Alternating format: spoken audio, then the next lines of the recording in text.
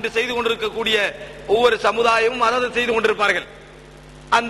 இந்த மருத்துவ முறைகள் எல்லாம் அதாவது சட ரீதியாக நாங்கள் செய்கின்ற மருத்துவங்கள், புரிந்து கொள்ள முடிந்த மருத்துவங்கள். பெனடோலை குடித்தால் காய்ச்சல் போகும் என்ற நம்பிக்கை, இதெல்லாம் இதற்கு காரணம் இருந்து புரிந்து கொள்ளக்கூடிய சில மருத்துவங்கள். இந்த மருத்துவத்தை பொறுத்த வரைக்கும் நாடு ரீதியாக சில வளமைகள் இருக்கும், அதுபோன்று கிராம ரீதியாக சில வளமைகள் இருக்கும், கலாச்சார ரீதியாக சில வளமைகள் இருக்கும். இப்ப அரபு நாடு எடுத்துக்கொண்டால் அன்றைய அரபுகள் செய்த மருத்துவத்தில் ஒன்றுதான் ஹிஜாமா, ரத்தம் குத்தி எடுத்தல். இன்று உலக WHO, அதாவது வேர்ல்ட் ஹெல்த் ஆர்கனைசேஷனால் இன்று அங்கீகரிக்கப்பட்ட ஒரு மருத்துவம் அது. இந்த ரத்தம் குத்தி எடுத்தல் என்பது இதுவும் எக்யூ பஞ்சரும் கிட்டத்தட்ட உண்டு. சீன மருத்துவம் குத்தி எடுப்பார்கள். எக்யூ பஞ்சரும் இதுவும் கிட்டத்தட்ட ஒரு விதமான மருத்துவம் தான். இதை ரசூலுல்லாஹி ஸல்லல்லாஹு அலைஹி வஸல்லம் காலத்திலே அரபுகள் செய்து வந்தார்கள்.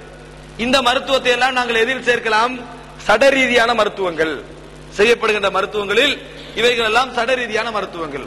இந்த சட ரீதியான மருத்துவத்தில் கூட இஸ்லாம் சிலதை ஹராமாக்கி, சிலதை ஹலாலாக்கி, சில வழிமுறைகளை சொல்லி, சில மருத்துவங்களை பாராட்டி இப்படி எல்லாம் சொல்லி இருக்கிறார்கள். தேன் இருக்கிறது, தேனை பற்றி ரசூலுல்லாஹி ஸல்லல்லாஹு அலைஹி வஸல்லம் பாராட்டி சொல்கிறார்கள்.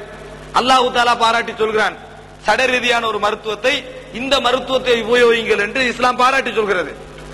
அதுபோன்று அதாவது ஹப்பத்து சௌதா, கருஞ்சீரகத்தை பற்றியும் இஸ்லாம் என்ன செய்கிறது?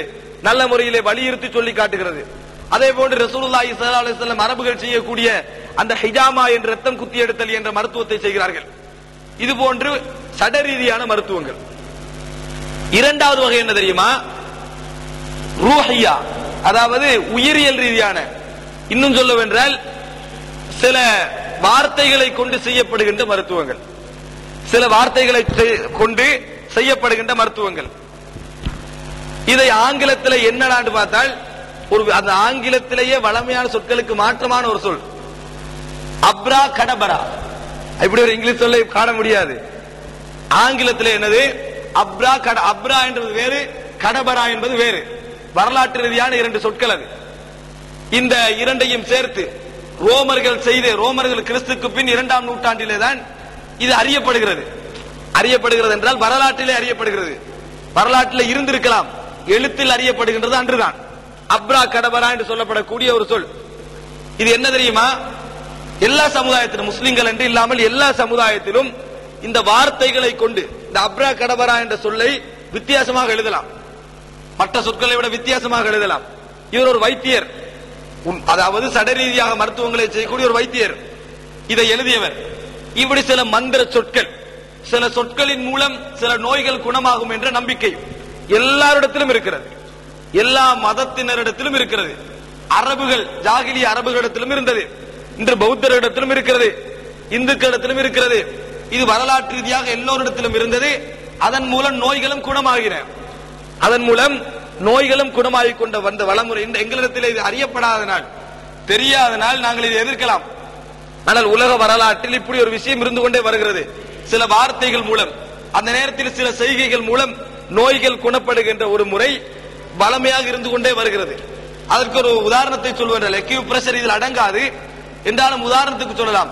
எக்யூப்ரெஷர் என்பது அழுத்தத்தின் மூலம் நோயை குணமாக்குவது. அப்படி ஒரு இடத்திலே பிடித்துக் கொண்டிருப்பார்கள், நோய் குணமாகிவிடும். ஒரு இடத்திலே பிடித்துக் கொண்டிருப்பார்கள், அவர்களுக்கு தெரியும் இந்த இடத்திலே எங்கே இரத்தம் கட்டுகிறது, எங்கே மெதுவாக ஓடுகிறது, இது போன்ற அடையாளங்களை வைத்து என்னது மருந்து கொடுப்பது. இது சில வழிமுறைகள் அப்படி உலக வரலாற்றிலே அறியப்பட்டு வந்தன. இதை அரபுகள் ருக்கியா என்று அழைத்தார்கள். ருக்கியா என்று சொல்வதை நாங்கள் தமிழிலே மந்திரித்தல் என்று சொல்கிறோம். இதை அரபுகள் ருக்கியா என்று அழைத்தார்கள். ஜாகிலிய மக்கள் ரசூலுல்லாஹி ஸல்லல்லாஹு அலைஹி வஸல்லம் அவர்கள் வருவதற்கு முன்னாலேயே இப்படியான மருத்துவ பழக்க முறை, எப்படி இந்த வார்த்தைகள் மூலம் சில செய்கைகளை சேர்த்து செய்கின்ற மருத்துவ பழக்க முறை அந்த ஜாகிலிய மக்களிடத்திலும் இருந்து வருகிறது.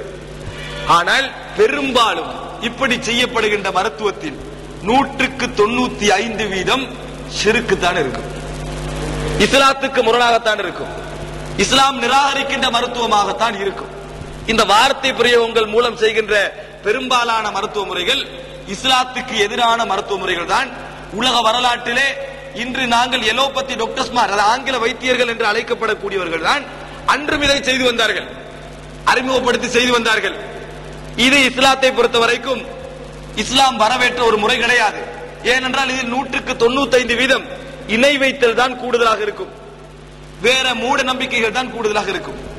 இப்படி நாங்கள் மருத்துவத்தில் கூட இந்த இரண்டு வகையாக பிரிக்கலாம். ஒன்று சடரீதியான மருத்துவம், இரண்டாவது இந்த அப்ரா கடபரா என்று அழைக்கப்படக்கூடிய ஒரு வித்தியாசமான ருக்கியா என்று சொல்லப்படக்கூடிய ஒரு மருத்துவம். சகோதரர்கள், இது ஒரு முன்னரையாக நாங்கள் மனதிலே பதிய வைத்துக் கொள்ள வேண்டும்.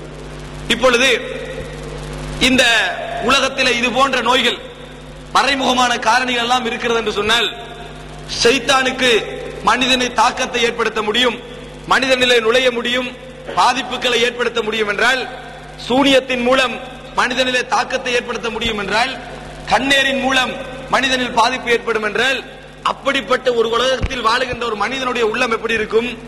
பயங்கரமாக இருக்கும். நினைத்தால் சூனியம் செய்து விடுவார்கள், நினைத்தால் சூனியம் செய்து விடுவார்கள். கொலைக்கு எப்படி கத்தி காரணமோ பாதிப்புக்கு சூனியமும் காரணம் என்றால், எங்களில் பாதிப்பு ஏற்படுத்த இலகுவா இல்லையா? ஜின்களுக்கு நினைத்த மாத்திரத்திலே உடலில் புக முடியும் என்றால், இருட்டில் எப்படி போவது? இருட்டில் போவதற்கு மனம் வருமா? அல்லாஹ்வே சொல்கிறான், நீங்கள் பார்க்க முடியாத வண்ணம் அவர்கள் உங்களை பார்த்துக் கொண்டிருக்கிறார்கள் அல்லாஹ் கூட சொல்கிறான். அப்படி என்றால் இருட்டிலே போகின்ற இந்த வசனம் ஞாபகம் வந்தால் பயம் வருமா இல்லையா? இப்ப எங்கிருந்தா பார்த்துட்டீங்களா போல வருமா இல்லையா? அப்படி என்றால் இப்படிப்பட்ட ஒரு உலகத்திலே எப்படி நம்ம பாதுகாப்போடு வாழ்வது என்கின்ற சிந்தனை வரலாம்.